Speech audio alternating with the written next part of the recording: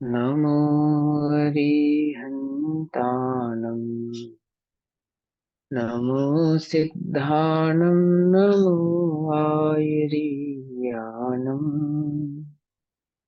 नमो वैद्यायाणं नमो लोये सवसाहुणम्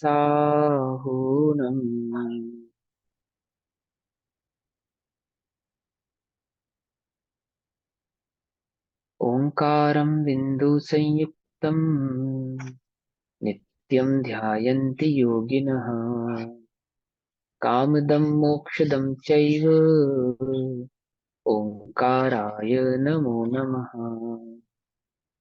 मङ्गलं भगवान् वीरो मङ्गलं गौतमो गणी मङ्गलं कुन्दकुन्दार्द्यो जैनधर्मोऽस्तु मङ्गलम्। सर्वमङ्गलमाङ्गल्यं सर्वकल्याणकारकं प्रधानां सर्वधर्माणां जैनं जयतु शासनम्।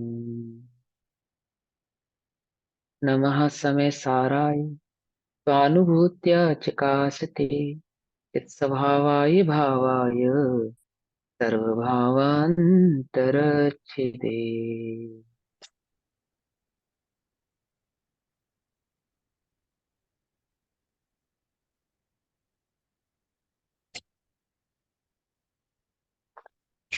हमारी दोपहरकालीन कक्षा का विषय चल रहा है श्री समय सारजी ग्रंथ और श्री समय सारजी का स्वाध्याय हम सभी आचार्य अमृतचंद्र देव द्वारा रचित आत्मख्याति टीका के माध्यम से कर रहे हैं।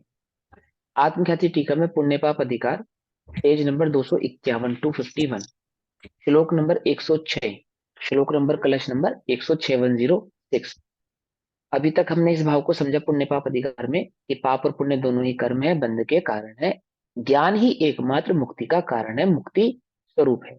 ज्ञान ही एक मुक्ति स्वरूप है, इस बात को सिद्ध करने के लिए आचार्य देव ने कई गाथा कही और अंतिम जो गाथा 153 नंबर की गाथा 156 नंबर की जो गाथा कही उसमें भी इसी बात को सिद्ध किया कि ज्ञान ही वास्तव में मोक्ष का हेतु है। ज्ञान की स्थिरता, ज्ञान में ज्ञान का जानना, ज्ञान में आत्मा का अनुभव होना और ज्ञान स्वभाव में ही आत्मा की स्थिरता का होने से ज्ञान ही रत्नत्रय रूप है और रत्नत्रय रूप होता हुआ वह एक ज्ञान ही मोक्ष का हेतु है। इसी बात को अब आचार्य अमृतचंद्र देव कलश रूप काव्य से कहते हैं। कलश नंबर 106 और कलश नंबर 107। वृत्तम ज्ञान स्वभावे ज्ञानस्य भवनम सदा एक द्रव्य स्वभावात्वान् मोक्ष हेतुस्तदेव ततः। वृत्तम कर्म स्वभावे ज्ञानस्य भवनम न हि द्रव्यांतर स्वभावात्मा त्वावान मोक्ष हेतुर्न कर्म ततः। श्लोक नंबर 106 श्लोक नंबर 107 क्या कहते हैं आचार्य देव? एक द्रव्य स्वभावात्वात् अर्थात ज्ञान एक द्रव्य स्वभावी जीव स्वभावी होने से, अर्थात एक द्रव्य का स्वभाव होने से, एक जीव द्रव्य मात्र जीव द्रव्य का स्वभाव होने से। समझ नहीं पाता? ज्ञान एक द्रव्य स्वभावी मतलब एक जीव द्रव्य का स्वभाव होने से ज्ञान स्वभावेन ज्ञान के स्वभाव से सदा ज्ञानस्य भवनम वृत्तम ज्ञान का भवन बनता है। ज्ञान का भवन बनता है मतलब जैसे शक्कर एक मिठास स्वभाव होने से, तो मिठास एक शक्कर मात्र का स्वभाव होने से शक्कर में निरंतर मिठास का भवन बनता है। क्या समझे नहीं समझे? मिठास का भवन बनता है माने निरंतर मिठास का उत्पाद वय भाव रूप परिणमित होता है। अब यहाँ तो वय की तो खैर बात ही नहीं है, उत्पाद उत्पाद की बात कर रहे हैं। भवन होता है कहने का तात्पर्य यह है कि एकमात्र मिठास मिठास मिठास मिठास मिठास मिठास ही यहाँ पे मौजूद है। कहाँ? चक्कर में। ठीक इसी प्रकार आत्मा में क्या है? ज्ञान स्वभावी होने से तो निरंतर उस ज्ञान आत्मा का जो परिणमन है वह कैसा है? ज्ञान ज्ञान ज्ञान ज्ञान ज्ञान ज्ञान निरंतर ज्ञान भाव रूप से ही परिणमन वहां पर होता। अभी क्या परिणमन हो रहा है आत्मा का? ज्ञान का ही हो रहा है। ज्ञान स्वभाव को नहीं जानने पर भी ज्ञान का ही हो रहा है। आपके किचन में डब्बे में शक्कर रखी है, कैसे परिणमित हो रही है इस समय? नमकीन। जब दूध में डालेंगे तब मीठी होगी, है? ऐसा नहीं ना, हम उसको जब मीठा कहेंगे तब मीठी होगी। हम भूल गए कि वो मीठी है, भूल गए हम। अब अब कैसी परिणमित हो रही है? माने निरंतर मिठास मिठास मिठास मिठास मिठास वो परिणमित हो रही। आप नहीं चख रहे ना अभी चक्कर को, डब्बे में बंद है ना, तो मीठी नहीं है ना, मीठी नहीं है ना, तब भी मीठी है, तब भी मीठी है, मिठास मिठास। ये ज्ञान स्वभाव, ज्ञान को नहीं जानते ना तो भी ज्ञान है। निरंतर, निरंतर एक जीव द्रव्य ज्ञान स्वभाव मात्र का बने होने से, समझ में ये बात क्या कहते हैं? ज्ञान एक द्रव्य स्वभाव, यानी एक जीव द्रव्य मात्र का स्वभाव होने से, एक जीव द्रव्य का स्वभाव होने से, ज्ञान स्वभावेन, ज्ञान के स्वभाव से, मिठास के स्वभाव से, ज्ञान के स्वभाव से, समझे ना, शक्कर का स्वभाव मिठास, ज्ञान आत्मा का स्वभाव ज्ञान, ज्ञान के स्वभाव से सदा, सदा, सदा क्या माने गैप लेस, कोई गैप नहीं है, समझे ना, कोई कोई बाधा नहीं है, कोई रुकावट नहीं है, निरंतर, निरंतर। क्या हो रहा है जब तुम सो जाते हो तब कैसे परिणमित होता है ज्ञान? जब तुम सो जाते हो, तुम्हारे सोने के बाद शक्कर जैसे परिणमित होती है। कैसी परिणमित होती है? मिठास रूप से ही परिणमित होती रहती है ना? ऐसे ही ज्ञान कैसा परिणमित होता है? सदा ज्ञान ज्ञान ज्ञान, ज्ञान के स्वभाव से सदा, सदा निरंतर, ज्ञानस्य भवनम वृत्तम, ज्ञान का भवन बनता है, सदा ज्ञान रूप ही परिणमन होता है, ज्ञान ज्ञान भाव मात्र का ही परिणमन होता है। तत् इसलिए, इसलिए आचार्य देव ऐसे शब्द इस्तेमाल करें ना, भवन बनता है, रणभूमि आदि आदि, क्योंकि वो काव्य की शैली में कह रहे हैं उस बात को, वीर रस के काव्य की शैली में कह रहे हैं ना, इसलिए ऐसा रंगमंच पे दिखा रहे हैं, तो उनका स्टाइल है उस बात को कहने का, स्टाइल है ना। तो क्या कहते हैं, ज्ञान का भवन बनता है, अर्थात ज्ञान भाव मात्र का ही परिणमन होता है, सदैव निरंतर। तत् इसलिए, इसलिए तद एव मोक्ष हेतु, हेतु, इसलिए ज्ञान ही मोक्ष का कारण है। कि ज्ञान निरंतर एक द्रव्य स्वभाव मात्र होने से, उस एक जीव द्रव्य का स्वभाव होने से, स्वभाव निज भाव होने से, निज भाव होने से मोक्ष का वह एकमात्र हेतु है। श्लोकार्थ, दूसरे श्लोक का अर्थ है कि द्रव्यांतर स्वभावत्वात् कर्म अन्य द्रव्य स्वभावी, अर्थात पुद्गल द्रव्य स्वभावी होने से कर्म। देखो ज्ञान किस द्रव्य का स्वभाव था? एक जीव द्रव्य का स्वभाव था। और कर्म किस द्रव्य का स्वभाव है? पुद्गल द्रव्य का स्वभाव। ठीक है ना? तो ज्ञान एक जीव द्रव्य का स्वभाव होने से जीव को यदि मोक्ष का कोई हेतु है तो वह ज्ञान ही है। ठीक है ना? और कर्म एक पुद्गल का स्वभाव होने से, पुद्गल द्रव्य का स्वभाव होने से, कर्म के स्वभाव से ज्ञान से भवनम न ही वृत्तम, आहा, ज्ञान का भवन नहीं बनता, कहाँ? पुद्गल में। अर्थात पुद्गल में ज्ञान का परिणमन नहीं होता। पकड़ में ही बात। ज्ञान स्वभाव नहीं होने से पुद्गल में किसका परिणमन नहीं होता? ज्ञान का परिणमन नहीं। जिस जिस डब्बे में शक्कर रखी है उस डब्बे का मिठास रूप परिणमन नहीं होता। क्या समझे? नहीं समझे? जिस डब्बे में रखी है ना, जिस बरनी में शक्कर रखी है, उस बरनी का ज्ञान मिठास स्वभाव रूप क्या नहीं होता? परिणमन नहीं होता, है ना? इस डब्बे में, इस डब्बे में ज्ञान स्वभाव आत्मा रखा है, समझे?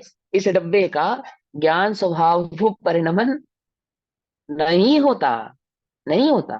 द्रव्य कर्म भाव कर्म नो कर्म के साथ रखा हुआ ये चैतन्य तत्व, चैतन्य तत्व है ना, वो स्टील के, कांच के, प्लास्टिक के डब्बे के साथ रखी हुई शक्कर के कारण कोई डब्बे का तो मिठास रूप परिणमन नहीं होता, है ना? वो तो जिस चीज का बना है उस रूप से ही उसका परिणमन होता है। ऐसे ही द्रव्य कर्म भाव कर्म नो कर्म के बॉक्स डब्बे के साथ ये ज्ञान स्वाभाविक चैतन्य तत्व का, है ना, समावेल एक से तरफ संबंध होने पर भी ये जो पुद्गल है, द्रव्य कर्म भाव कर्म नो कर्म, कर्म स्वभावी होने से इसका इस कर्म का, 8 कर्मों का, पाप का, पुण्य का, भाव कर्मों का किस रूप परिणमन नहीं होता? ज्ञान स्वभाव रूप परिणमन नहीं होता। ज्ञानस्य भवनम ना ही वृत्तम। ज्ञानस्य भवनम ना ही वृत्तम। ज्ञान भवन रूप प्रवृत्ति नहीं होती, वृत्ति नहीं होती। समझ में बात? ज्ञान का भवन नहीं बनता। कहां से आता है तुम्हें ज्ञान? कहां से आता है? कहां से? यहाँ बुद्धि से है। शंख पुष्पी पीने से। शंख पुष्पी किससे बनती है? बादाम खाने से। बादाम खाने से बुद्धि तेज होती है नहीं? बादाम का ज्ञान स्वभाव ही है बादाम। उल्टा नहीं पकड़ना भैया, बात को समझना। समझे नहीं समझे? है ना? कि अब ये जीवन में ठोकर खाने से बुद्धि आती है। क्यों? बादाम खाने से नहीं आती, ठोकर खाने से आती है। तो जिसकी तुमने ठोकर खाई है, पुद्गल स्वभाव ही है, वो सब कर्म है। कर्म। कर्म उद्गल स्वभावी होने से क्या नहीं होता? ज्ञान स्वभाव रूप परिणमित नहीं होता। कुछ बात समझ में आ रही नहीं आ रही है? समझे? ज्ञान मेरा गुण है, उद्गल का गुण नहीं है। ज्ञानम, ज्ञान का भवन नहीं बनता। तत् इसलिए कर्म मोक्ष हेतु है ना। अर्थात कर्म मोक्ष का कारण नहीं है, कर्म मोक्ष का हेतु नहीं है।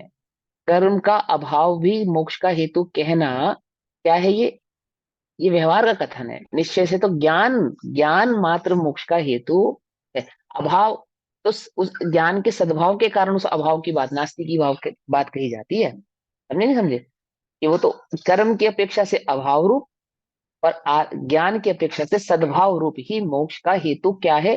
ज्ञान ही मोक्ष का हेतु है। समझे नहीं समझे? अब आगामी कथन का सूचक श्लोक कहते हैं, मैंने वह उस बात को आचार्य देव ने समझाया कि मोक्ष का हेतु एकमात्र ज्ञान है, क्योंकि जीव का ज्ञान स्वभाव है। और मोक्ष का हेतु कर्म नहीं है, क्योंकि कर्म पुद्गल का स्वभाव है। और अब आगे के श्लोक में आगे की गाथा का काव्य कहते हैं, मोक्ष हेतु तिरोधाना द्वंद्वत्वात् तत्समेव च। मोक्ष हेतु तिरोधायी भावत्वात् निषिध्यते। अर्थात मोक्ष हेतु तिरोधानात्। तिरोधानात् किसको? मोक्ष के हेतु को। कर्म मोक्ष के कारण का तिरोधान, तिरोभूत, छोड़ने वाला, अलग करने वाला, हटाने वाला। समझे? कर्म क्या है? मोक्ष के कारण का तिरोधान करने वाला है। मोक्ष हेतु तिरोधानात्। तिरोधान करने वाला अर्थात अलग करने वाला है, हटाने वाला है। ठीक है ना? कर्म मोक्ष के, मोक्ष के कारण को क्या करता है? हटाता है। कौन सा कर्म करना है?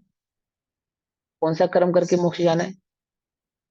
अच्छे कर्म करो भैया, अच्छे कर्म करो। है? जैन धर्म कहता है निकम्मे रहो। समझे? निकम्मे नहीं समझे? निकम्मा का अर्थ पता है क्या होता है? निकम्मा गाथा है, गाथा। निकम्मम, निकम्मो सिद्धों को कहा है निकम्मे। अर्थात कर्म रहित।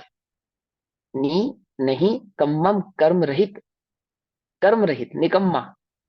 समझे? तो क्या कहते हैं? कर्म मोक्ष के कारण का तिरोधान। कोई कर्म मत करो, कोई कर्म मत करो मतलब, यानी पाप और पुण्य को अपने सुख दुख का कारण ना जानकर, पुद्गल को अपने सुख दुख का कारण ना जानकर, एक शुद्धोपयोग की, एक ज्ञान स्वभाव की दृष्टि रखो। एक ज्ञान स्वभाव रूप ही प्रवृत्ति करो, एक ज्ञान स्वभाव रूप ही आचरण करो। समझे? तो कर्म मोक्ष के कारण का तिरोधान करने वाला है, और स्वयं एव बंधत्वात्, वह स्वयं ही बंध स्वरूप है।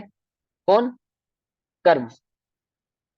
कर्म, 8 कर्म, 148 प्रकृतियां, है ना? और फिर उसमें साता साता दोनों, पाप पुण्य का जो तुमने भेद डाला वो भी, है ना?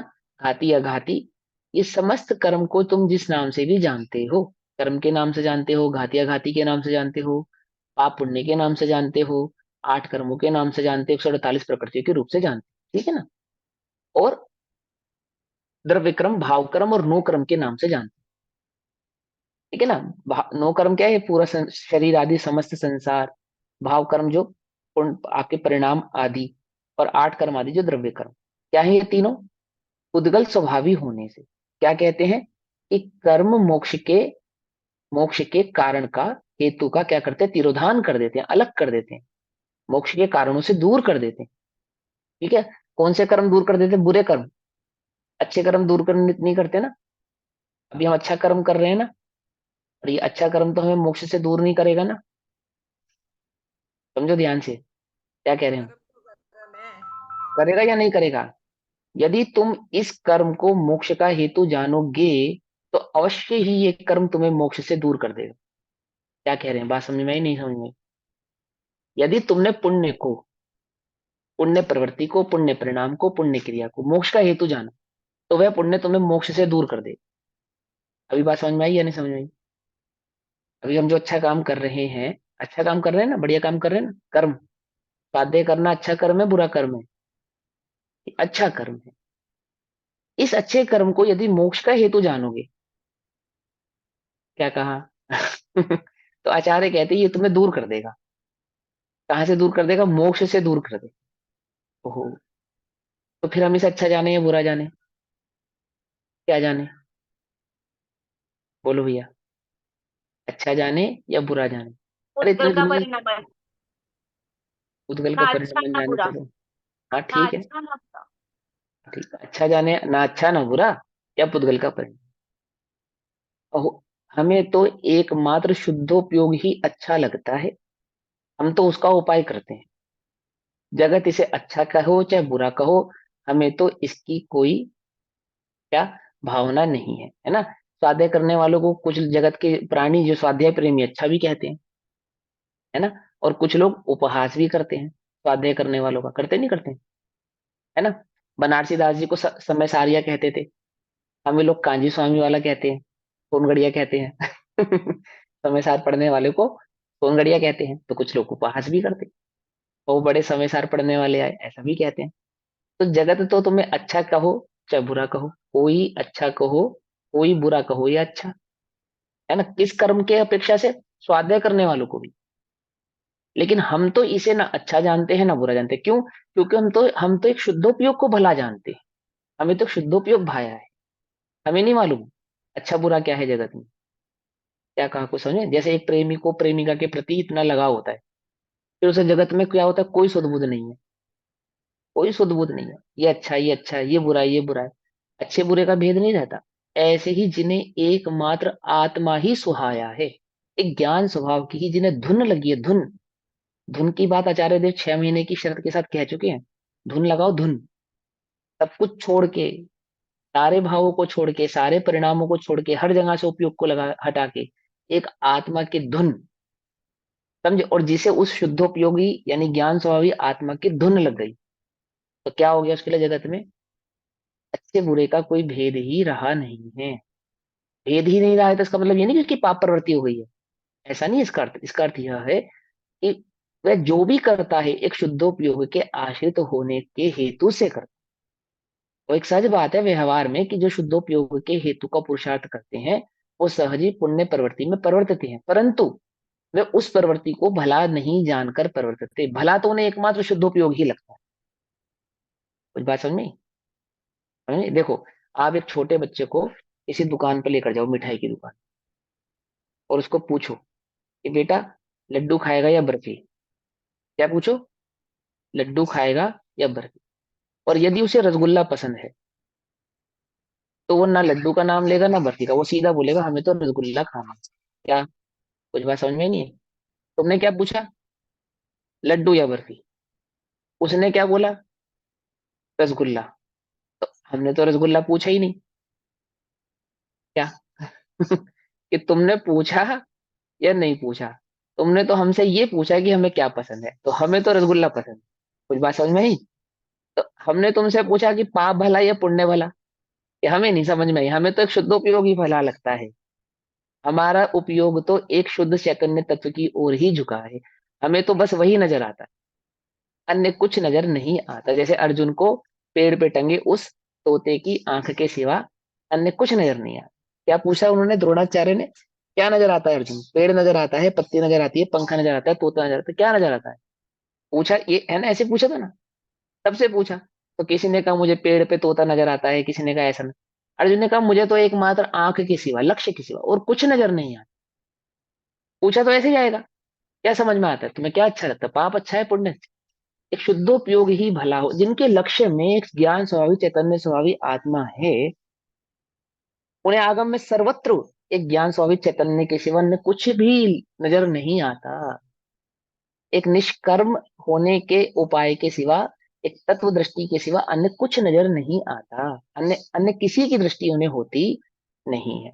ऐसा लिखा, देखो ऐसा लिखा, ऐसा नहीं, ऐसा नहीं। एक गुरुदेव को कोई भी प्रश्न पूछो, कोई भी प्रश्न पूछो, एक चैतन्य के धुन के सिवा कोई अन्य उत्तर नहीं प्राप्त होता। कर्णान्युग का पूछो, उत्तर कर्णान्युग के देंगे, और उत्तर में चैतन्य के सिवा और कोई उत्तर नहीं मिलेगा आपको। आप द्रव्यानुग का प्रथमानुग का प्रश्न पूछो, उत्तर प्रथमानुग का ही देंगे, उत्तर प्रथमानुग का ही देंगे, परंतु वह चैतन्य के सिवा उसमें कोई उत्तर नहीं मिलेगा आपको। देखो सुनो, पढ़ो गुरुदेव को, सुनो आप गुरुदेव को, आपको इतना आनंद, इतना मजा आएगा। गुरुदेव कथा कर रहे हैं, प्रवचन कर रहे हैं, और वो वर्तमान युग का प्रसंग उठाया। जैसे उन्होंने बोला विशल्या, विशल्या के धोवन पानी से या उसके मिलन से इसकी मूर्छा दूर हो गई, लक्ष्मण की मूर्छा दूर हो गई। उन्होंने, गुरुदेव झट बोले, ये एक प्रसंग सुनाकर कि ऐसे ही ज्ञान स्वभावी वैशल्या के सानिध्य से इस द्रव्य की, आत्म द्रव्य की अनादि की जो मिथ्या मूर्छा है ना, दूर हो जाती है। तो ये ज्ञानी की दृष्टि समझ में आई, बात नहीं समझ में? कि एक एक चैतन्य के सिवा और अन्य कोई बात लक्ष्य में रहती नहीं है। ऐसा नहीं उन्हें और कुछ ज्ञान नहीं है, ज्ञान सब कुछ है, हर प्रश्न का उत्तर प्राप्त होगा, परंतु धुन एक चैतन्य की है। जैसे उस बालक को, और रसगुल्ला भाई है ना, जैसे पूरे बाजार में घूमेगा अपनी माँ के साथ, और पूरा बाजार घूमने के साथ भी उसे पूरी दुकान में हजारों लाखों सामानों में एक सामान नजर आता है। कौन सा? जो उसे भाया है, बस वो, उसके सिवा उसके अलावा उसे अन्य कुछ नजर नहीं आता। अर्जुन को उस तोते की आंख के सिवा अन्य कुछ नजर नहीं आता। ऐसे ही एक मोक्षार्थी मुमुक्षु को एक चैतन्य के सिवा, चैतन्य के सिवा अन्य कुछ नजर नहीं आता। उल्टा नहीं पकड़ता वो बात को, कि जब पुण्य का निषेध करते हैं तो पाप की उधर उसकी बुद्धि दौड़ती है ना। क्यों? मुमुक्षु है ना वो, मोक्षार्थी है ना, उसको, उसकी दृष्टि कहाँ जाती है? झट चैतन्य पे जाती है, झट चैतन्य पे जाती है। बुद्धि पूर्वक भी जाती है, बुद्धि पूर्वक भी जाती है, हर प्रकार से उसकी दृष्टि एकमात्र चैतन्य पर जाती है। उपसर्ग के काल में भी चैतन्य पे जाती है, क्या दाता के काल में भी चैतन्य पे रहती है। चैतन्य के सिवा तो अन्य कुछ उसे सुहाता नहीं। कुछ बात समझ में आई? बनावटी बनावटी नहीं, समझे? बनावटी बनावटी नहीं, हृदय से भाती है, दिल से। ये दिल से जो शब्द है ना, दिल से भी समय सार में आएगा। अभी यही इसी इन्हीं की टीकाओं में आएगा, दिल से, हृदय से उसे एक चैतन्य भाव ही सुहाता है, अन्य कोई भाव नहीं सुहाता। अब ऐसे यहाँ कहते हैं कि पुण्य भला नहीं है, तो क्या भला है? क्या भला है? कि चैतन्य भला है। तो वो क्या है?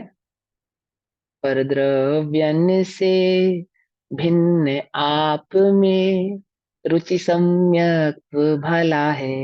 याद है? किसकी लाइन है ये? छैडाला की, है ना? छह काला की। पर, हाँ, पर द्रव्यन से, पर द्रव्यन से अर्थात पुण्य पाप रूपी पुद्गल आदि, है ना, अन्य समस्त द्रव्यों से, छह द्रव्य आदि में, सभी सभी द्रव्य लगा हुआ है ना। पर द्रव्यन से भिन्न आप में रुचि, किसकी रुचि है? सम्यक भला है, अपनी रुचि, अपनी रुचि, निज चैतन्य की रुचि। पकड़ में आई बात, नहीं पकड़ में आई? किसकी रुचि है तुम्हें, पाप की रुचि, पुण्य की रुचि है? ये भैया करना तो हम कुछ नहीं चाहते, पर उदय तो पुण्य का ही बना रहना चाहिए, क्या? करे तो हम कोई पाप भी नहीं और कोई पुण्य भी नहीं, परंतु उदय तो पुण्य का ही बना रहना चाहिए। तुम्हें जिसकी रुचि है, रुचि रुचि, वो दुख का हेतु है, बंध का हेतु है, मोक्ष से दूर करने वाला है। पकड़ में ही बात? ऐसा भी मैंने पूछा, ये जो कार्य हम कर रहे हैं, जो कर्म अभी कर रहे हैं, अच्छा कर रहे हैं बुरा कर रहे हैं? ये अच्छा कर रहे हैं, परंतु यदि तुम इसे मोक्ष का हेतु जानोगे, तो यही स्वाध्याय, उल्टा नहीं पकड़ना भैया। 9 अंग 11 पुरु का पाठी मोक्ष मार्गी है, संसार मार्गी है, यदि उसको स्वरूप की खबर नहीं है, ऐसे। तो वह 9 अंग 11 पुरु का पाठी होता हुआ भी क्या है, संसार मार्गी ही है। ऐसे ही ये स्वाध्याय करने वाले मोक्ष मार्गी हैं, संसार मार्गी हैं? बोलो भैया। कि जिन्हें चैतन्य की रुचि नहीं है, आप आप निज चैतन्य की जिन्हें रुचि नहीं, वे स्वाध्याय के मार्ग में परिवर्तित हुए भी संसार मार्गी हैं। पकड़ में बात। ऐसे यहां समझो क्या कहते हैं कि मोक्ष हेतु तिरोधानात्, मोक्ष के हेतु के, मोक्ष के कारण को अलग करने वाला, तिरोधान करने वाला है। तिरोधाना, तिरोधान करने वाला है। और स्वयं एव बंधत्वात्, वह स्वयं ही बंध स्वरूप है। वह पाप और पुण्य का भेद लिए जो बैठा है ना, वह स्वयं ही बंध स्वरूप है, बंध स्वरूप है। तथा मोक्ष हेतु तिरोधाई भावत्वात्, अर्थात वह मोक्ष के कारण का तिरोधाई भाव स्वभाव रूप तिरोधान करता है। भाव स्वभाव रूप अर्थात तिरोधान करने वाला है, यही उसका भाव है, यही उसका स्वभाव है। तो क्या हो गया, वो तिरोभाव का कर्ता हो गया। समझ में बात। मोक्ष मार्गस्य नेतारम भेतारम कर्म भूभृताम, मोक्ष मार्ग के नेता कौन है? मोक्ष मार्ग के नेता तीर्थंकर भगवान, स्वयं तीर्थंकर भगवान। संसार मार्ग का नेता कौन है? ये कर्म संसार मार्ग का कर्ता है, इसका नेता है, नेता है। बोलो भैया, किस नेता को वोट दूं? मेरा वोट किस नेता को जाना चाहिए? ये बोले जो मोक्ष का हेतु है, मोक्षार्थी का वोट तो मोक्ष के हेतु के जाना चाहिए ना। तो कौन है? ये व्यवहार से देवशाद गुरु, लेकिन निश्चय से तो निज एक चैतन्य भाव ही है वोट। जो निजी चैतन्य भाव के पक्ष में वोट करते हैं, क्या होता है उन्हें, उन्हें किसकी प्राप्ति होती है? पांच पंच पंच दिवसीय, पंचवर्ष, पंचवर्षीय योजना की प्राप्ति होती है। नहीं समझे? पंचवर्षीय योजना की प्राप्ति होती है। इसकी प्राप्ति होती है प्राप्ति होती है। अनादि वर्षीय, अनादि वर्षीय, असंख्यात वर्षीय, क्या कहें उसको, अनादि निधन वर्षीय योजना है वो तो। एक बार सिद्धत की प्राप्ति हुए सो तो कभी छूटे नहीं। पांच पंचवर्षीय योजना नहीं है ये, समझे नहीं? तो क्या कहते हैं कि कर्म मोक्ष का कारण है, नेता है, तिरोधाई स्वभाव रूप तिरोधान करता है, अलग करने वाला है। इसलिए तत् निषिद्ध, निषिध्यते, उसका निषेध किया गया। किसका निषेध किया गया? कर्म का। क्या? क्या भेद पाड़े बिना? पाप और पुण्य का भेद किए बिना उस कर्म मात्र का ही सीधा निषेध कर दिया गया है, क्योंकि वह मोक्ष का कारण है, मोक्ष का हेतु है। संसार, ओ सॉरी, क्योंकि वह मोक्ष का हरण करने वाला है, अर्थात तिरोधान करने वाला है। मोक्ष के कारण को तिरोधाई करने वाला है, तिरोधान करता है। इसलिए उसका क्या कर दिया गया है? निषेध कर दिया गया। अब पहले ये सिद्ध करते हैं कि कर्म मोक्ष के कारण का तिरोधान करने वाला, कर्म मोक्ष के भाव को, उसके हेतु को, उसके कारणों को तिरोधान कैसे करता है, उस भाव को समझाने के लिए आचार्य कुंद कुंद देव गाथा कहते हैं। उस गाथा को अब समझिए। गाथा नंबर 157, 158 और 159, तीन गाथाएं एक साथ कही। वत्थस्य सेद भावो जहना सेदिमल मेलना सत्तौ मिच्छत मलोच्छाणं क्षणनं तह समत्तं खूणादव्वम्। वत्थस्य सेदभावो जहनासेदिमलमेलनासक्तौ अननानमले मलोच्छननम् दहनानं होदिनादव्वम्। वत्थस्य सेदभावो जहनासेदि मलमेलनासक्तौ कषाये मलयोच्छननम् तह चारित्तम् पीनादव्वम्। बहुत इजी है। पहली लाइन में तो उदाहरण है, दूसरी लाइन में सिद्धांत है। पहली लाइन में दृष्टांत है, दूसरी लाइन में दृष्टांत है। ठीक है ना? पहले उदाहरण दिया, फिर सिद्धांत दिया, दृष्टांत दिया, दृष्टांत दिया। क्या कहते हैं सबसे पहली लाइन में? वत्थस्य, वत्थस्य, वत्थस्य वस्त्र का, वत्थस्य वस्त्र का स्वभाव, वस्त्र का श्वेत भाव। श्वेत माने श्वेत, सफेद भाव, यानी सफेद रंग का जो वस्त्र है, सफेद रंग का जो वस्त्र है। यह जैसे, जैसे नासेदी, नाश, नाश हो जाता है। क्या कह रहे, सफेद रंग के वस्त्र का नासेदी नाश होता है, मल मैल ना सत्ता, अर्थात मल मैल की सत्ता में आने के कारण। मल मैल ना सत्ता, मल मैल की सत्ता ग्रहण करने पर सफेद रंग का क्या हो जाता है, वस्त्र के सफेद रंग का नाश हो जाता है। श्वेतपना नजर नहीं आता, फिर उसमें मैल दिखाई देता है। काला, पीला, नीला, हरा आदि आदि जो भी रंग लग जाए उस पे, श्वेत रंग के वस्त्र की सफेदी का, श्वेत भाव का, श्वेत भाव का नाश हो जाता है यदि वह वस्त्र किसके संपर्क में, किसके कांटेक्ट में, मैल के कांटेक्ट में, मैल की सत्ता को ग्रहण कर लेता है, यानी कि मैल के साथ कांटेक्ट कर लेता है। मल मैल ना सकता। उसी प्रकार, उसी प्रकार ये तो ये उदाहरण, जिस प्रकार सफेद वस्त्र की सफेदी का क्या हो जाता है, नाश हो जाता है, उसी प्रकार मिच्छत मलो अच्छननम, अर्थात मिथ्या मल के संसर्ग से, मिथ्यात्म मलो, मिथ्यात्म मल के अच्छणम आच्छादित कर देता है, आच्छादन यानी छुपाना, मिथ्यात्म मल छुपाता है। उसी समत्तम सम्यक्त ही, खू माने ही, खू माने भी निश्चय होता है, खू ही माने भी निश्चय होता है ना, खू माने भी निश्चय होता है। ना दव्वम नहीं जाना जाता, ना माने नहीं, दव्वम यानी द्रव्य का स्वभाव ढक जाता है, यानी क्या कहते हैं, मिथ्यात्व मल से द्रव्य का स्वभाव जो सम्यक्त भाव है, आत्मा का सम्यक्त भाव है, वो क्या हो जाता है, आच्छादित हो जाता है, ढक जाता है, छुप जाता है। जैसे मल के संपर्क से वस्त्र का सफेद भाव छुप जाता है, नष्ट हो जाता है, ऐसे ही मिथ्यात्व मल के संपर्क से, मिथ्यात्व मल के उदय से आत्मा का जो सम्यक भाव है, ज्ञान भाव है, सम्यक स्वरूप है, वह आच्छादित हो जाता है, ढक जाता है, अर्थात अर्थात नष्ट को प्राप्त हो जाता है। उसी प्रकार नादव्वम वत्थस्य मतलब से क्या बताया? द्रव्य का स्वभाव नहीं जानने में आता, ना ना माने ज्ञान भी होता है और ना माने नहीं भी होता, ना दव्वम यानी नहीं जाना जाता या ढक जाता है, द्रव्य का स्वभाव नहीं जानने में आता या द्रव्य स्वभाव ढक जाता है। संस्कृत में तो ना, ज्ञातव्यम लिखा है जैसे। हाँ तो ना, ना ज्ञातव्यम नहीं होता ऐसा लिखा होगा ना, खलु खलु ज्ञातव्यम। ज्ञातव्यम। हाँ, तथा सम्यक्तम खलु ज्ञातव्यम, हिंदी में भी पढ़ो, त्यों ही जाना, सम्यक्त त्यों ही जानना, वो तो उसके संधि के अपेक्षा से समझा रहे ना, ऊपर बता दिया ना कि वो ढक गया। मित्ता ये लिखा है ना, जो मिच्छ मत, मिच्छत मलो क्षणनम, जो ये नननम लिखा है ना शब्द मिक्षणम, इसका अर्थ होता खननम है मतलब आच्छादित करना, आच्छादित होना होता है मेरे ख्याल से। आच्छादित होना, हाँ आच्छादित तो कह रहा हूँ, खननम आच्छादित मतलब। होना। हाँ, तो वो आच्छादित हुआ है, क्या आच्छादित हुआ है, ना दव्वम द्रव्य का ज्ञान स्वभाव,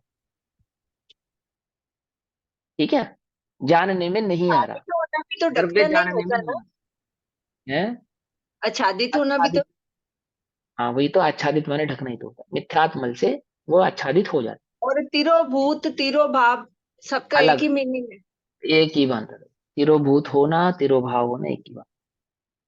वथस्य सेद भावो, यानी कि वस्त्र का श्वेत भाव, जैसे नासेदी नाश को प्राप्त होता है, मल मैल ना सत्तो, मल मैल की सत्ता के संपर्क से, अनाण मलोच्छननम, अर्थात अज्ञान मल से आच्छादित उसी नाणम ज्ञान का होता है ना द्रव्यम, यानी वह द्रव्य जानने में नहीं आता, ज्ञातव्यम जानने में नहीं, आच्छादित हो जाता है। वतस्य सेद भावो जहां नासेदी मल मेल, मेल ना सत्तो, है ना, उसी प्रकार कषाय मल से आच्छादित होता है चारित्र, ना दबम द्रव्य का, द्रव्य का जो चारित्र भाव है वह आच्छादित हो जाता है, जानने में नहीं आता, कषाय के संपर्क से। कषाय के संपर्क से चारित्र का नाश होता है, अज्ञान के संपर्क से ज्ञान का नाश होता है, और मिथ्यात के संपर्क से सम्यक्त भाव का नाश होता है। कैसे, जिस प्रकार श्वेत वस्त्र के श्वेतपन का मल के संपर्क से नाश हो जाता है, ऐसे ही कर्म के संपर्क से आत्मा के मोक्ष मार्ग का क्या हो जाता है, नाश हो जाता है। इस बात की सिद्धि के लिए ये गाथा नंबर 157, 58 और 159 कही है, 57, 58, 69, 59, 159 कही है। मल मिलन लेत जो नाश पावे, श्वेतपन जो वस्त्र का, मिथ्यात्व मल के लेप से, सम्यक त्यो ही जानना। मल मिलन लिप्त जो नाश पावे, श्वेतपन जो वस्त्र का, अज्ञान मल के लेप से,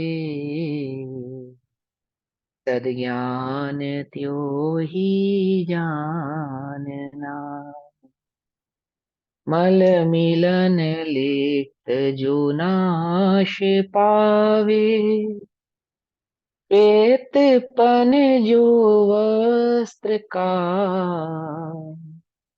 चारित्र पावे नाश लिप्त, कषाय मल से जानना। ठीक। यथा जैसे, वस्त्रस्य वस्त्र का, श्वेत भाव मल मलिनासक्त, मैल के मिलन से लिप्त होता हुआ, आसक्त होता हुआ, जुड़ा हुआ। ठीक है। नश्यति नष्ट हो जाता है, तिरोभूत हो जाता है, नाश हो जाता है अर्थात अलग हो जाता है, भिन्न हो जाता है, तिरोभूत हो जाता है। तथा उसी प्रकार मिथ्यात्व मलावच्छन्नम, अर्थात मिथ्यात्व रूपी मैल से लिप्त हुआ, व्याप्त होता हुआ, सम्यक्त्वम खलु, सम्यक्त वास्तव में, खलु निश्चय से, खलु निश्चय से तिरोभूत हो जाता है, टूट जाता है, नष्ट हो जाता है। किसके किसके? मिथ्यात्व के मिलन से, मिथ्यात्व में लिप्त होने से। ऐसा जानना चाहिए, ज्ञातव्यम, ऐसा जानना चाहिए। नादव्यम, ज्ञातव्यम, जानना चाहिए। यथा जैसे, वस्त्रस्य वस्त्र का, श्वेत भाव सुहेदपन, मल मैलनासक्त, मैल के मिलन से लिप्त होता हुआ, नश्यति नाश को प्राप्त होता है। जैसे वस्त्र का श्वेत भाव मैल के मिलन से नाश को प्राप्त होता है, अर्थात तिरोभूत हो जाता है, छूट जाता है, नाश हो जाता है अर्थात टूट जाता है, तिरोभूत हो जाता है। तथा उसी प्रकार अज्ञान मलावच्छन्नम, अज्ञान रूपी मल से लिप्त होता हुआ, बिल्कुल एग्जैक्ट शब्दार्थ करेंगे तो अज्ञान मल से आच्छादित होता हुआ। ठीक है ना। तो यहाँ कहें अज्ञान रूपी मैल से लिप्त होता हुआ, व्याप्त होता हुआ, ज्ञानम भवति, ज्ञान तिरोभूत हो जाता है, छूट जाता है। अज्ञान के कारण ज्ञान छूट जाता है, मिथ्यात्व के कारण सम्यक्त्व छूट जाता है, तिरोभूत हो जाता है। ज्ञातव्यम, ऐसा जानना चाहिए, ऐसा जानो। क्या समझे? नहीं समझे? तो समझ में नहीं आई। अज्ञान क्या है? अज्ञान क्या है? ज्ञान स्वभाव तो को नहीं जान। हाँ, स्वयं स्वभाव को, निज स्वभाव को, निज चैतन्य भाव की रुचि नहीं होना, निज चैतन्य भाव का ज्ञान नहीं होना, निज चैतन्य भाव की और दृष्टि नहीं होना, निज चैतन्य भाव को जानने का प्रयास नहीं करना, ये सब ज्ञान के लक्षण है। ये सब ज्ञान के लक्षण, अज्ञान रूपी मैल से लिप्त होता हुआ, ऐसा जानना चाहिए। यथा जैसे, वस्त्र से वस्त्र का, श्वेत भाव सफेद पना, मल मैलासक्तः, मैल के मिलन से लिप्त होता हुआ, नश्यति नाश को प्राप्त होता है ना। ये तो कितना साधारण उदाहरण है, कितना सिंपल उदाहरण है। हम सफेद कुर्ता पजामा पहनते हैं, सफेद साड़ी पहनते हैं, या सफेद कोई वस्त्र रखते हैं, रुमाल रखते हैं सफेद, कब गंदा हो जाता है वो? मैल का संयोग पाकर कैसा हो जाता है? जहां जहां मैल लगा होता है, वहां वहां से वह क्या नजर नहीं आता?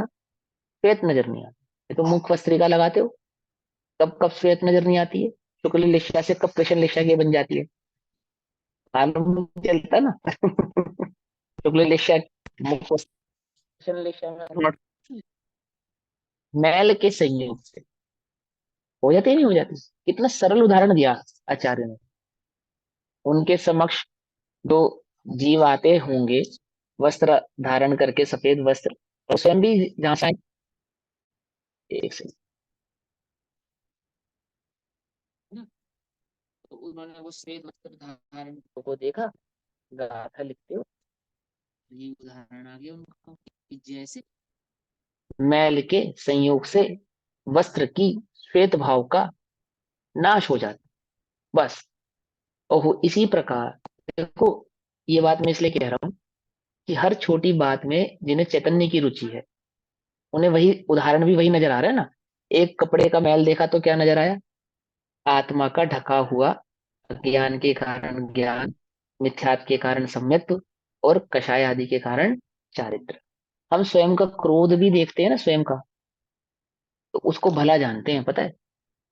तो हमारे क्रोध से पूरा घर डरता है, हमारे क्रोध से अच्छे अच्छे कांटे को भला जानते, बढ़िया जानते, मानते हैं अपनी कषायों को, अपने कषाय भाव को। हम क्या नहीं मानते? बुरा नहीं मानते। आचार्य देव वस्त्र पे लगे हुए मैल से जो कषाय नहीं वर्त रही है, तो भी उसकी दृष्टि करने की भला नहीं है, मेरे सम्यक उनकी घातक। हम जिन कषायों से दुखी हैं, हम जिन कषायों से परेशान हैं, जो कषाय वास्तव में हमारे अभी अभी दुख का कारण बनी हुई है, तो भी हम उन कषायों को क्या नहीं मानते? मेरे सम्यक्त आदि, मेरे सुख आदि गुणों की ये घातक है, ऐसा भेद विज्ञान नहीं करते। वो वस्त्र पे लगे हुए मैल से भेद विज्ञान कर रहे हैं, पर हम किससे भेद विज्ञान नहीं कर रहे? जो वास्तव में अभी प्रत्यक्ष मुझे भाषित हो रही है, ये मेरे दुख का कारण है।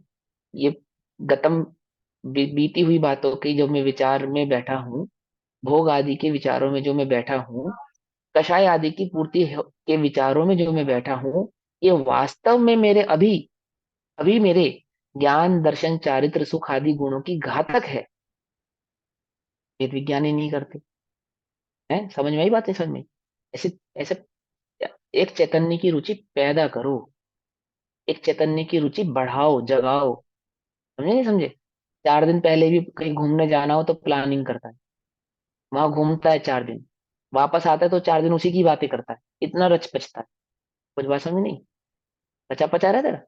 एक चैतन्य चैतन्य भाव को पढ़ता है, सुनता है, और किताब बंद, किताब ही है उसके लिए तो। समझे नहीं? मोक्ष का मार्ग थोड़ी है। और बस विचार भी बंद, चिंतन भी बंद। सुबह का भोजन किया हो तो शाम तक याद करता है, यदि अच्छा बना हो। क्या कहा? और 1 घंटा बैठे स्वाध्याय हो तो 5 मिनट भी चिंतन नहीं करता, 5 मिनट भी विचार नहीं करता कि आज मैंने क्या पढ़ा, इन बात इन इसका इसका मेरे आत्मगुणों से, मेरे सम्यक्त गुण से, मेरे मोक्ष मार्ग से क्या संबंध है ना। इसके चिंतन से, मेरे कषाय आदि का अभाव होने से मेरा मोक्ष मार्ग कैसे प्रशस्त होगा, है ना। मैं अपने दुखों को नाश करने का उपाय कैसे प्रकट करूं, ऐसा चिंतन ही नहीं करता। और सुबह का भोजन तो अच्छा बना हो तो शाम तक भी विचार करता है या नहीं करता है? कोई वस्त्र पहनना हो 4 दिन बाद, तो 4 दिन तक उस वस्त्र का क्या करता है? विचार करता है। जाना कहाँ है? मोक्ष। विचार किसका करता है? 4 घड़ी बैठ के भी अपने मोक्ष स्वभाव का, ज्ञान स्वभाव का, जो मोक्ष का हेतु है, उसका विचार नहीं करता। कुछ बात समझ में आ रही नहीं आ रही है? रुचि समझा रहा हूँ, रुचि किसे कहते हैं, रुचि कैसे पैदा होती है। हाँ, मैल के मिलन से लिप्त होता हुआ नश्यति, नाश को प्राप्त होता है, तिरोभूत हो जाता है। तथा उसी प्रकार कषाय मलावच्छन्नम, अर्थात कषाय रूपी मैल से लिप्त होता हुआ, व्याप्त होता हुआ, चारित्र भी स्थिरता भी तिरोभूत हो जाता है, अर्थात चारित्र गुण नाश को, विलय को प्राप्त हो जाता है। ज्ञातव्य, ऐसा जानना चाहिए। ज्ञान का सम्यक्त जो कि, ठीक है, ज्ञान का सम्यक्त क्या है? ज्ञान का ज्ञान स्वभाव को जानना, यही ज्ञान का सम्यक्त है। ठीक है ना। ज्ञानस्य सम्यक्त्वं मोक्ष हेतु स्वभावः पराभावेन मिथ्यात्वनात्मा कर्म मलेनावच्छन्नत्वात्ति रोध्यते। रोध्यते अर्थात रोकता है, रोध करने वाला है। ज्ञान का सम्यत्व जो कि मोक्ष का कारण रूप स्वभाव है, वह पर स्वभाव रूप मिथ्यात्व का नामक कर्म रूपी मैल के द्वारा व्याप्त होने से तिरोभूत हो जाता है।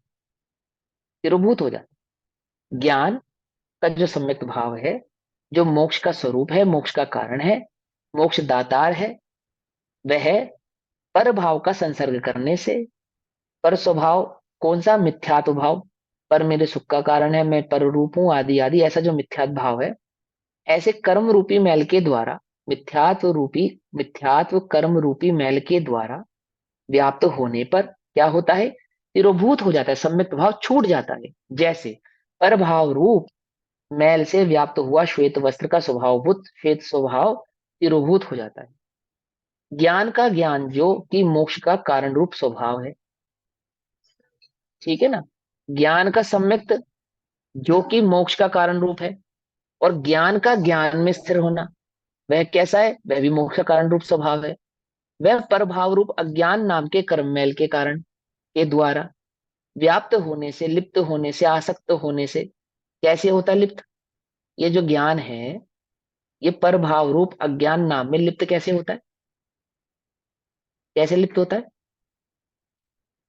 पर लक्ष्य उपयोग से। हाँ, पर लक्ष्य उपयोग से। पर लक्ष्य उपयोग हमारे ज्ञान में निरंतर क्या चल रहा है? किसका लक्ष्य चल रहा है? किसका लक्ष्य चल रहा है?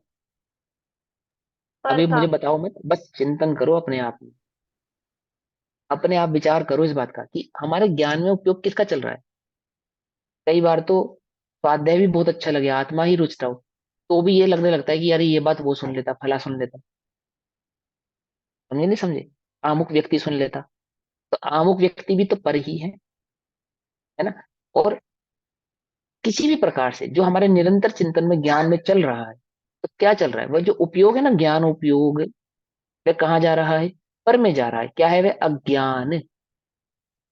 अज्ञान जो पर में ही निरंतर लगा हुआ है, फिर उसमें सुख दुख की जो बुद्धि है वो मिथ्यात्व, मिथ्यात्व उसमें जो सुख दुख की बुद्धि है पर भाव में, उसमें जो अपनापन अहमपना है, मेरापना है, ममकारपना है, मिथ्यात्व है ना? और वही ज्ञान में जिसमें अहमपना है, ममकारपना है, उसी का चिंतन निरंतर।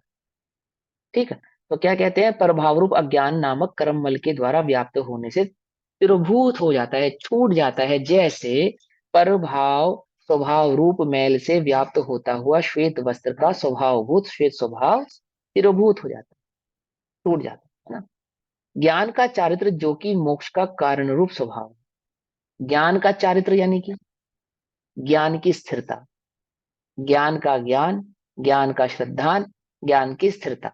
अभी अभी 3 गाथा 4 गाथा पहले आचार्य देव ने समझाया, जब हम ज्ञान कहेंगे तो वहां पे ज्ञान का तात्पर्य आत्मा से लेना। समझे नहीं समझे? जब हम ज्ञान कहेंगे तो वहां ज्ञान कहने के पीछे क्या, जब हम मिठास कहेंगे तो मिठास कहने के पीछे हमारा तात्पर्य शक्कर से लेना। ऐसे ही जब हम ज्ञान कहेंगे तो ज्ञान कहने के पीछे क्या तात्पर्य है? आत्मा।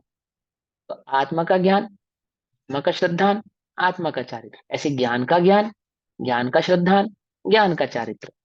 तो ज्ञान का ज्ञान होना यानी कि निज स्वभाव की खबर होना, ज्ञान का श्रद्धान यानी कि मैं ऐसा ही हूं ऐसा अनुभव होना, और ज्ञान का चारित्र यानी कि ज्ञान का ज्ञान स्वभाव में स्थिर होना, स्थिर होना। ठीक? तो ज्ञान का जो चारित्र है, जो कि मोक्ष का कारण रूप स्वभाव है, वह परभाव रूप कषाय नामक कर्म मल के द्वारा व्याप्त होने से, है ना? क्योंकि कर्म क्या है? संसार का कारण है, और ज्ञान मुक्ति का कारण है। इस भाव को सिद्ध करने के लिए गाथा नंबर 157, 158, 159 चल रही है। वह ज्ञान, यदि ज्ञान ज्ञान में, ज्ञान को ज्ञान का ज्ञान है, ज्ञान को ज्ञान का श्रद्धान है, और ज्ञान को ज्ञान का चारित्र है, स्थिरता है, तो क्या नहीं होता? पर भाव रूप कर्म मैल से क्या नहीं होता? लिप्त नहीं होता। लिप्त नहीं होने से मोक्ष हो जाता है, और लिप्त होने पर क्या होता है? कषाय भाव से लिप्त होने पर कषाय रूप, अज्ञान भाव रूप से लिप्त होने पर अज्ञान भाव रूप, और मिथ्यात्मल के लिप्त होने पर मिथ्या भाव रूप। ऐसा वो जो तिरोभूतपना है, क्या होता है? अज्ञान से लिप्त होने से ज्ञान का तिरोभूतपना, है ना? श्रद्धान का तिरोभूतपना, और सम्यक का तिरोभूतपना, जो श्रद्धान सम्यक का, और चारित्र का तिरोभूतपना होता है। तो कर्म मल के द्वारा व्याप्त होने से तिरोभूत हो जाता है। जैसे प्रभाव स्वरूप मैल से व्याप्त होता हुआ श्वेत वस्त्र का स्वभाव रूप श्वेत भाव तिरोभूत हो जाता है। इसलिए मोक्ष के कारण का सम्यक दर्शन, सम्यक ज्ञान और सम्यक चारित्र का तिरोधान करने वाला होने से हम कर्म का निषेध करते हैं। कर्म का निषेध किया गया है। क्यों? क्योंकि वह सम्यक दर्शन, सम्यक ज्ञान और सम्यक चारित्र को घातने वाला है, अर्थात तिरोभूत करने वाला है, अर्थात आच्छादित करने वाला है, अर्थात प्रकट नहीं होने देने वाला है। पकड़ में बात। अभी भावार्थ पढ़ते हैं। सम्यक दर्शन ज्ञान चारित्र मोक्ष मार्ग है। सम्यक दर्शन, सम्यक ज्ञान, सम्यक चरित्राणी मोक्ष मार्ग। सम्यक दर्शन ज्ञान चारित्र मोक्ष मार्ग है। मोक्ष मार्ग है, मोक्ष का हेतु है, मोक्ष का कारण है, स्वयं मोक्ष स्वरूप है। ठीक है ना। मार्ग है तो कहीं पे कारण भी कहेंगे, कहीं पे हेतु भी कहेंगे, कहीं पे स्वयं मोक्ष स्वरूप है ऐसा भी कहेंगे। ज्ञान का सम्यक रूप परिणमन मिथ्यात्व कर्म से तिरोभूत होता है। समझ में बात। यानी ज्ञान जब सम्यक रूप परिणमित होता है तो मिथ्यात्व उसका छूट जाता है। ज्ञान का ज्ञान रूप परिणमन होने से अज्ञान छूट जाता है, और ज्ञान का चारित्र रूप परिणमन होने से कषाय छूट जाती है।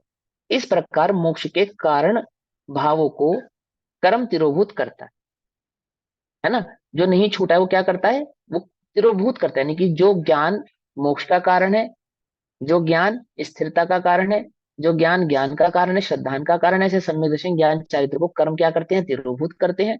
और यदि ज्ञान ज्ञान में स्थिर हो, ज्ञान ज्ञान स्वभाव में श्रद्धान रखे, और ज्ञान ज्ञान स्वभाव के चारित्र रूप परिणमित करे, तो कर्म छूट जाते, कर्म का तिरोभूत पना हो जाता है। इस प्रकार मोक्ष के कारण भावों को कर्म तिरोभूत करता है, इसलिए उनका निषेध किया गया है। अब यहाँ सिद्ध करते हैं कि कर्म स्वयं ही बंध स्वरूप है। जो तिरोभूत करने वाले हैं वे स्वयं बंध स्वरूप हैं। जो मोक्ष के कारण को, मोक्ष के हेतु को छुड़ाने वाले हैं, मिटाने वाले हैं, उनसे दूर ले जाने वाले हैं, उनका अभाव करने वाले हैं, ये जो कर्म है इनका स्वभाव बंध रूप है, बंध स्वरूप है। इस बात को आगे की गाथा में कहते हैं। अब आगे की गाथा, गाथा नंबर 160, इसका स्वाध्याय हम कल करेंगे। तब तक के लिए सभी को जय जिनेन्द्र। ओम नमः सिद्धे। निज निधि निज में बताई यह अनंत उपकार है, उसके लिए जिन वाणी माँ को वंदना शतम।